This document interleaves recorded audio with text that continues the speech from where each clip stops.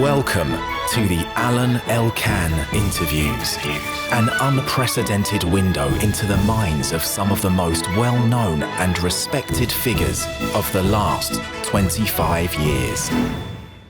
Amanda Levete, if I am not wrong, you have been fascinated when you were a teenager by the French writers, by French literature, and you also said that you would have liked to be French.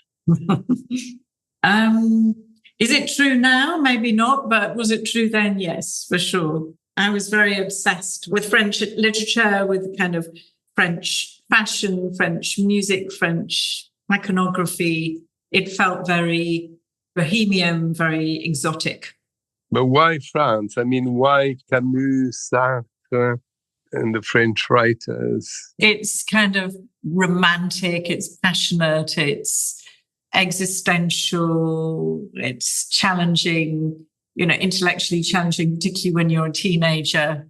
Yeah, there was a lot of angst. It resonated. I mean, I find it hard now to remember, exactly those feelings, but I did read a lot of French literature. The other French author, but more to the point, the book that has... Is it Malraux? You want to talk about André Malraux, The Museum Without Walls? Yeah, which I actually think the translation is a much more poetic title than the Musée Imaginaire.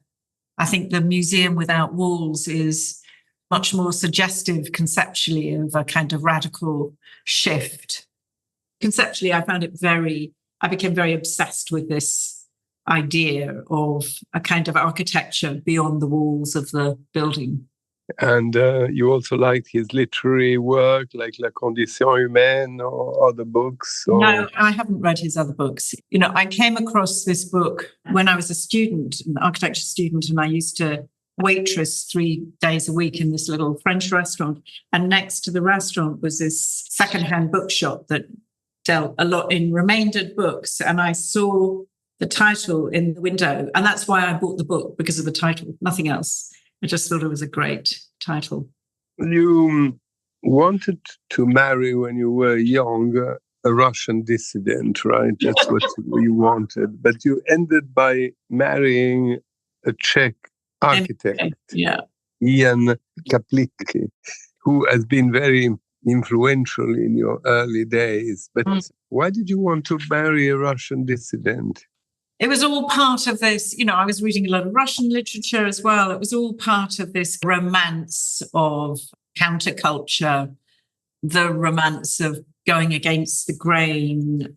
It felt brave and passionate to look at these authors and people who'd made a lot of sacrifices in order to have freedom. What Jan did, to leave your country at very short notice, to leave your family, to leave your friends, to leave behind the career that you've just embarked on with nothing, just a suitcase. It is brave. And that was the case of Jan Kaplicki? Yeah. And I think, he left in 1968, about a week before the Russian tanks moved in. I mean, I think the Russian tanks had started to move in. He could see the writing was on the wall, and so he left. And was he a friend, or were you friends with the writer Milan Kundera? He knew a little bit Milan Kundera, and I discovered Milan Kundera much later in life when I met Jan. Another one of his books, The Unbearable Lightness of Being, has, again, it's the title of the book that captures so much. Maybe it's a bit like the Malraux title. There's so much contradiction and opposition, in a sense, in the title itself, and which I find really interesting. Now I ask you an impertinent question. Is there anything English in you? You are attracted by France, you're attracted by the Eastern Europe, you read Russian literature, French literature. What makes you an English architect? You said that architecture is a kind of art, or whatever it is, art combined with science that allows you to push your boundaries, right? So probably that's why you like other countries. Yeah, but, I lived in New York for a year, but apart from that, I've not lived in another country. Maybe I'm not that brave. Maybe I just have to do it in my mind. But I am English. I don't know how I would define how English I am. I am just English. But I've always been fascinated by people who, I just think it takes somebody very exceptional to leave their country because it takes so much courage and commitment. And you've taken such a big risk. I admire that. You worked, not mainly because you obviously worked around the world, you work also as a regular broadcaster in radio and TV, and you go lecturing. But let's talk about some of your projects. As an architect, you worked on the Victoria and Albert Museum in London, right? You did something very special there in that museum. Can you tell me a little bit about that? That was a massively important project. It was the first competition that we won in the office, ALA, as opposed to Future Systems. And it was the first cultural competition, first cultural commission that we had. It marked a real kind of turning point for me, from having been a partner with Jan in Future Systems to following a different path, setting up an office. It's in my hometown, London, and the V&A is one of the, if not the most important museum of art and design in the world. And it's an incredible privilege to be given a commission like that. And we won the competition with quite a radical proposal because it's a grade 1 listed building, which is the highest level of protection you can have, rightly so, very, very fine building. But there was a stone screen, the Aston Webb screen, that was facing onto Exhibition Road. And the presumption when you have a listed building like that is you don't mess with it. But I kind of understood from right at the beginning of seeing the brief for the competition that if we were really going to change the way people approach the museum, the way you enter a museum, to give easy access to everyone, to make it kind of physically, but also kind of metaphysically easier to get into the museum, that we had to repurpose the screen as a colonnade instead of a solid stone wall. And looking back on it, it was a really brave thing to do at the competition stage because no one else did it. It could have been very difficult, if not impossible, to persuade the planners and the heritage authorities that we should do that. But we just had a confidence that this would unlock the potential of the project. Besides your studies, your brilliant studies and all that in architecture, you have been working with Richard Rogers' partnership in his studio for some time. And you said in other interviews that you greatly admire his work and Renzo Piano's work of the Centre Pompidou, that you describe as one of the most extraordinary buildings that changed the architecture of museums forever. And another one mastered, or at least example that you had, was Frank Lloyd Wright's with the Guggenheim Museum in New York. I mean, just to mention two mentors to your work. So was this admiration for these two architects and for their work helpful to you in imagining the work you did at the Victoria and Albert V&A? Yeah, I mean, very much so, because for me, Centre Pompidou is the most conceptually groundbreaking building of the 20th century because it did change the way we think about museums. It made them more open, more accessible, more democratic. It took away the institutional grandeur that was quite off-putting maybe to some audiences. It just put everything on display. But I think the masterstroke was the piazza in front of Centre Pompidou and leaving that as an empty open space, and that the power of absence, the power of the void is really what I think made the building such a success, made it speak of democracy, made it feel like it belonged to the people. For sure, that was Richard is a very important figure to me as a mentor and as a friend. And yes, I mean, we wouldn't have done what we had done without that, for sure. And I think it's true of other architects. I mean, if you look at what Herzog de Meuron did at Tate Modern and leaving that space empty, you know, as you approach the Great Ram, but the power of doing nothing sometimes is really acute. You say that designing a building or creating a building is a mixture of artistic and scientific, of both of these. And let's try to move to another of your achievements, which I don't know if the pronunciation is right. MAAT Lisbon Museum. Matt. That is designed and built on the banks of the river.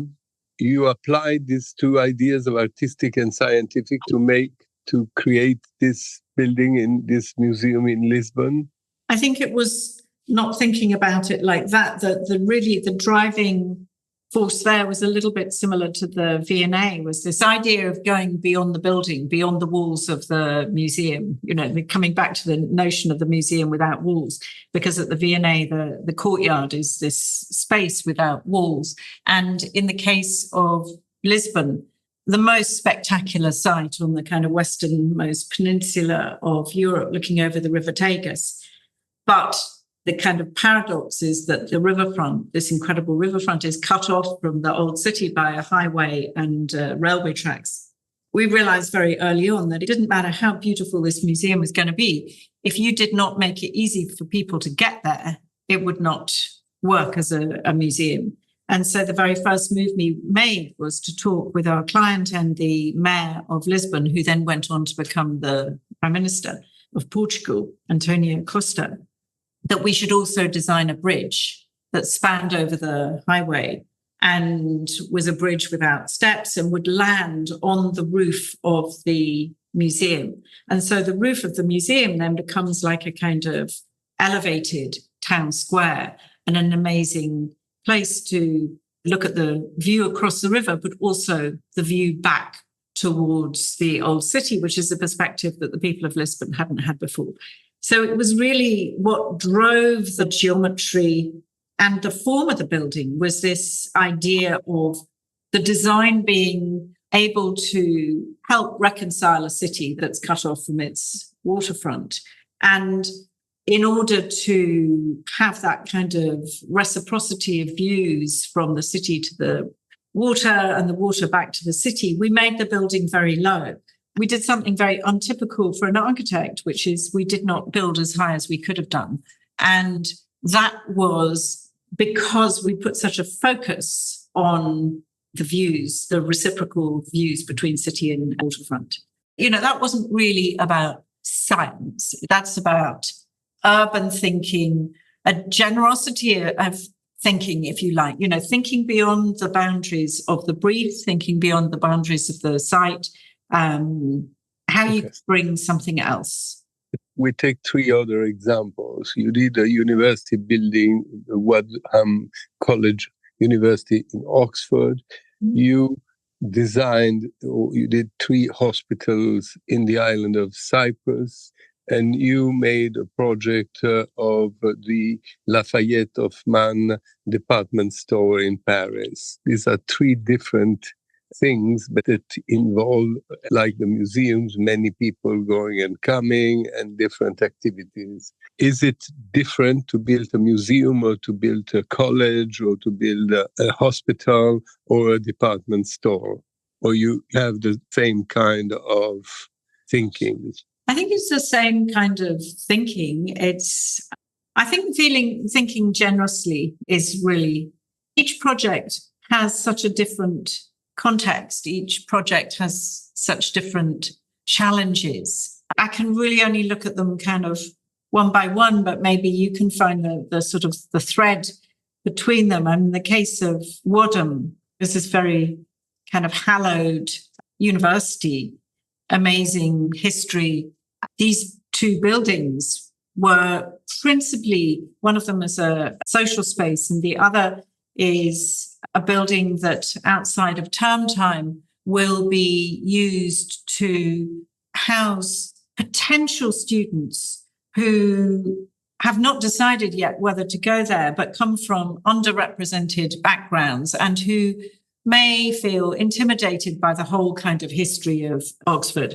And so we wanted to find that kind of balance between an architecture that is kind of ambitious and aspirational, but also feels like home and is a kind of counterpoint to the history of the historic Oxford buildings. And then it was, finding this kind of dialogue between old and new and how you can play that up through the views you set up, through the materials you use, by reflecting the old building in the new, by creating a kind of counterpoint of the curve of the corner of the building, the curvature of the steps, in contrast to the very kind of orthogonal arrangement of the Oxford quads.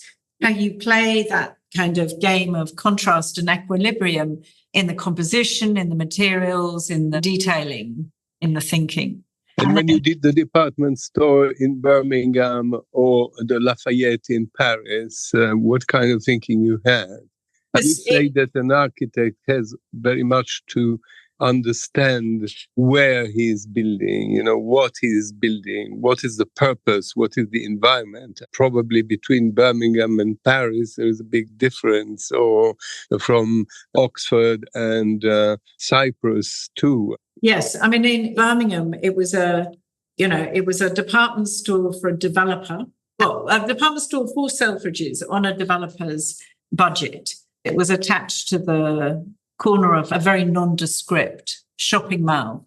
And really, it was about investing this project with ambition. It was just a shop, but it was investing it with an ambition that would create a building, and perhaps in this case, even a kind of iconography that became identified with the city of Birmingham. And it was, it was for a shop on a developer's budget, it kind of held ambition beyond that, perhaps. And what about the Galerie Lafayette?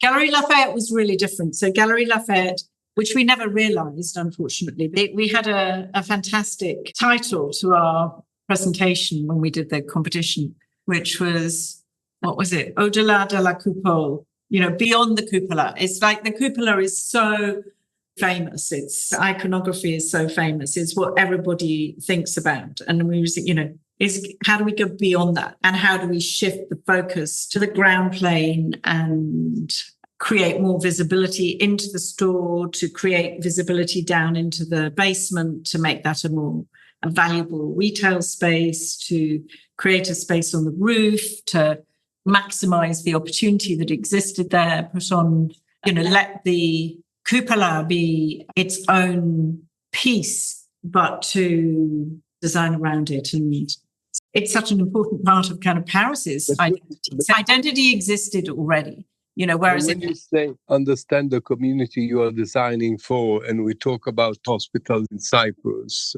We've done one hospital building and we are working on another hospital building.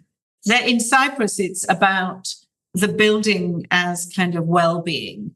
How can we create an architecture of well-being, and how can we use natural ventilation, views of nature, blurring of the line between landscape and architecture? How can we play with the light that comes into the hospital patient's room? At the same time, we were also working on Maggie's Cancer Centre in Southampton.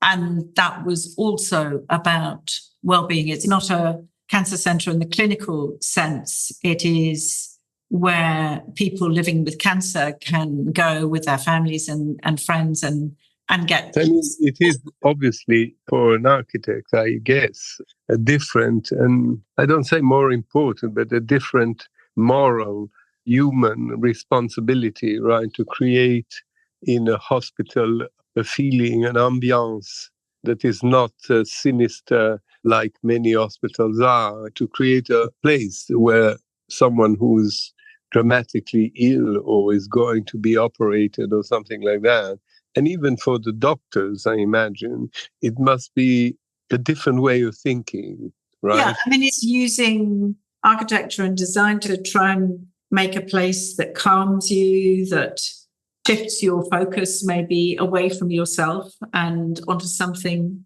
beyond. So by shining a real light on the landscape, on nature, and bringing nature closer to the hospital and using a double skin, and this is in the case of the cypress, and using ceramic louvers and planting to give shade and also create softness so that when you look out from your room, you have this view that is filtered by nature. So you have to think of of the kind of human experience and what is going to help kind of lift spirits of the people who work there and are patients. It's very different. I mean, when people go somewhere to shop or if they go to a museum, it's mainly fun, it's mainly something positive, funny, interesting, amusing. Instead, hospital is not exactly the place where one would like to be. Yeah. Even the university is a place of study and that, but nevertheless, people who like to study, it's again a place of pleasure in a way. Yes, but I would say that the most successful architecture, in my view, is architecture that makes you feel, that, changes the way you feel in a really positive way, that makes you feel better about yourself, about the place you're in, that lifts you. And I think you can apply that to any typology. But obviously it's at its most pertinent in a hospital building or a building where its very purpose is to cure and make you better. You are a very well-known architect. You have a CBE. But at a certain point of your life, instead, you want to be a restaurateur. I mean, you did pop-up restaurant in Soho. Why did you want to be a restaurant person? Wanting to be a restaurateur was about 3 years after I'd done 3 years of architecture, I had something of a sort of existential moment where I thought, maybe I should open a restaurant because I love cooking, I like entertaining, I like to create an environment that is convivial, that brings people together, that people feel really comfortable in, that encourages conversations and a place where people have fun. All throughout my studies, I'd worked as a waitress, so I kind of knew the world of waitressing.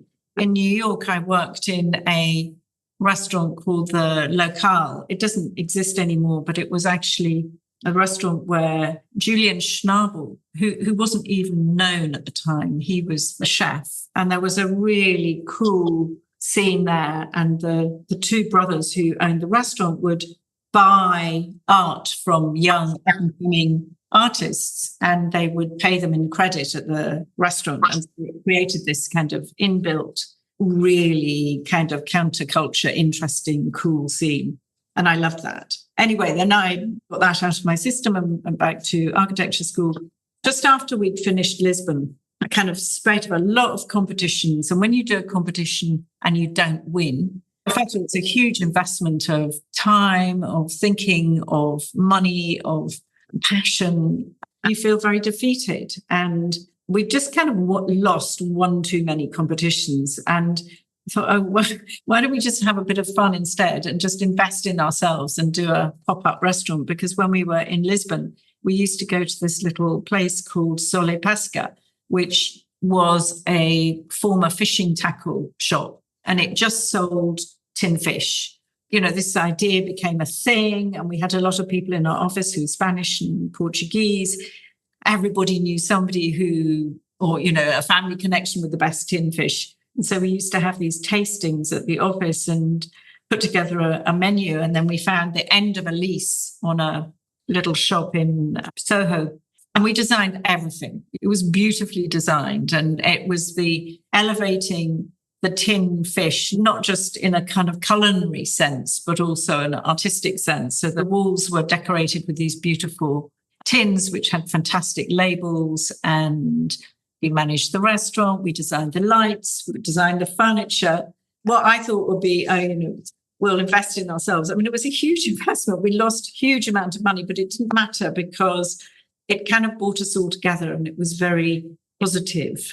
And it got a huge amount of attention because it was so beautiful. And it was a little bit ahead of its time, actually, because, there are a couple of restaurants now in London that really focus on tin fish. Our timing was a bit off. Yeah, it was fun.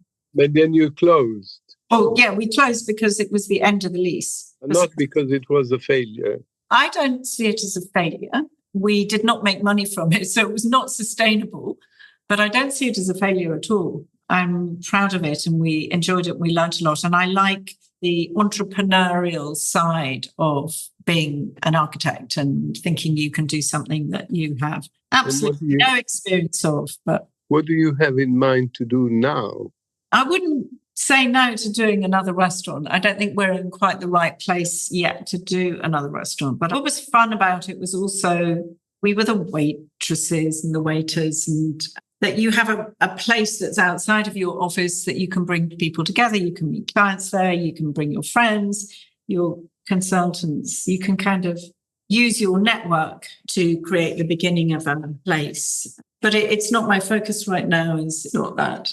You just have to wait for the right moment. But there are other things that we've done that are kind of outside of the typical kind of architecture mold. We had an after-school club for kids that we ran for 2 years when we had an office in just off Pentonville Road, off Caledonian Road. There was a school across the road from us, and it was in an area of high deprivation. And I'd been to the school for some event, and they asked if I would like to join some program. And I thought, no, we can do better than that. We'll make an after-school architecture club for the kids, and we'll come and take them from the school and we'll bring them to the office, and we will treat them like our most important clients. Everyone in the office has to take their shoes off, and so they take the shoes off, and then we'll take them upstairs and we'll give them juice and cake, and then we'll start being architects and making models. And it was a real success, and we had 100% attendance. And at the end of the term, the end of the semester, we would get these kids to present their ideas to the office and then invite some of the teachers and their parents. Which architecture projects you have on? We spoke about things you've done or competitions you tried to win. But what is in progress at the moment? Progress at the moment is a prototype building for nuclear fusion, which is for a Canadian clean energy firm called General Fusion. And it's at Culham, just outside of Oxford, on the UK's Atomic Research Centre. And it's a building really designed to kind of take the fear away from nuclear, because there's no nuclear fallout. It's just the temperatures that are in the machine, and use architecture to message the kind of technological optimism of fusion that when it is commercialized will completely transform the world. So that's one. And for the last 2 years, we've been working on a concert hall in Belgrade in Serbia. It's the biggest investment Serbia have ever made in culture. It's a really large project with 4 performing venues on a very important strategic site that looks over the Danube and the Sava rivers. We are rewilding the park around it so that it's a concert hall within a kind of amazing woodland setting with a real focus on the social spaces, and making a place where you don't just come to listen to music, but you just come to be together and be in this fabulous park. And again, that's about the messaging of architecture to kind of just project a vision of a more progressive future for the country. A quite recent project, we're working on some housing in Tushmisht in Albania. We've never done housing before. It's very nice to be working on that scale. And how do we create a space here? It's in a really lovely setting near a lake, near a river, What kind of building it is? An apartment building? Yeah, it's apartments. 4 stories. Popular building? It's 4 stories. It's kind of affordable holiday homes, modest in scale. I think there are about 400 units. It's very nice to be working on that. It's lots of individual blocks around little courtyards. And then we're working on a museum in Paisley, which is in Scotland, which will open next year, a historic building. We designed a new wing, a new entrance, and completely remodeled the interior of the museum. We're working on another hospital building in Cyprus, a much larger building. What about your own house? You have designed your own house? You live in a house or an apartment that you design yourself or not? It's an existing Georgian building, but with a completely new structure at the back of the building that is probably a bit bigger than the house itself. So it's a kind of nice contrast between quite modestly sized rooms, and then we have this big entertaining living space that kind of connects the old and the new. And it's double height and top lit, filled with north light. We're very lucky. It's a very comfortable place to be. You prefer to work in historical environments like European cities where you restore, you add wings to existing buildings, or to make buildings from scratch? It's interesting that of all the projects that I've mentioned to you, not all of them, not the case with General Fusion, but many of our projects are now connected to or attached, or within historic settings, listed buildings. And I think in the case of Albania, it's not. So I find it more difficult. When you have a historic context, the context has this sort of built-in resistance that forces you to think in a certain way.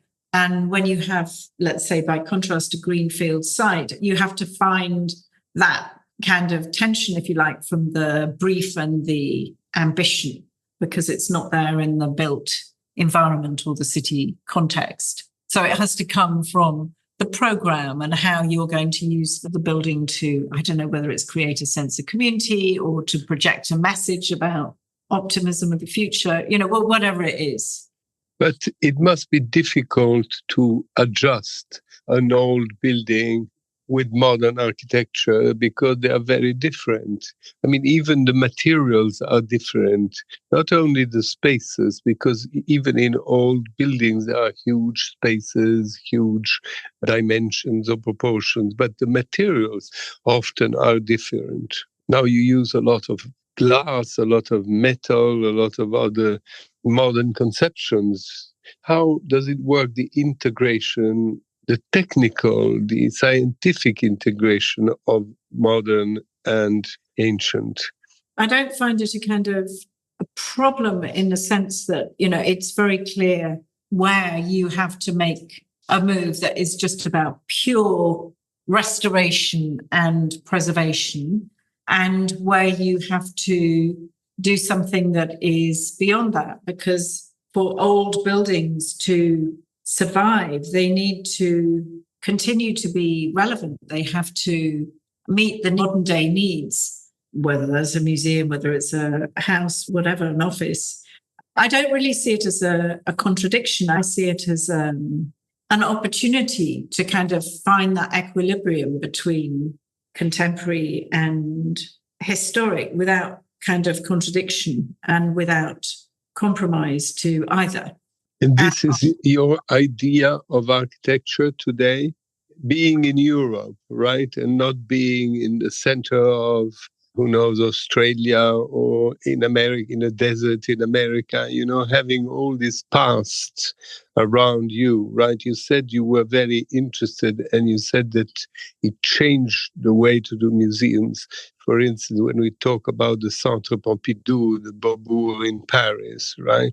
When people saw the Beaubourg at the beginning, this colorful metal and glass astronaut in the middle of Les Halles, some people were horrified and others extremely excited by this courageous move. And life goes on. I mean, we live in the modern times, so probably to have all these old buildings over the centuries surrounding you, it must be difficult and intimidating for a modern architect. I don't find it intimidating. We need to breathe new life into old buildings. I don't see that as a rejection of history or heritage. It's how can we throw new light, literally or metaphorically, onto something. I'm not intimidated by it. I'm excited by it. So you're very disappointed by places, when in some countries they have erased buildings of the past to build new structures. Yeah, I find that difficult. I think, now there's definitely a new kind of imperative, which is to think more carefully before we build and to think, how can we use as little energy as possible? How can we avoid all the energy and costs and pollution associated with demolition? Sometimes you can't, but you need to think more carefully, I think, as an architect, as a client, as a city, before you demolish the past. And I don't want to come across as somebody who doesn't get a thrill from the contemporary, because obviously I do. And, you look at a city like New York, it's one of the most exciting places to be. But yeah, we have to take care of our past. What is interesting maybe to say with an architect is that buildings are very close to people, to the life of people. And I give a terrible example. When in television, we keep on seeing cities who are destroyed by bombs, or even modern buildings that look like ruins. I mean, of course, we care about the many, many people that unfortunately die or died because of wars, but also buildings are destroyed. And it must be very hard for an architect to see that. It's very hard. And there's only one thing in life that you cannot design, and that is heritage. And I think it's really important to remember that. Thank you very much for your words. Alain Elkann interviews.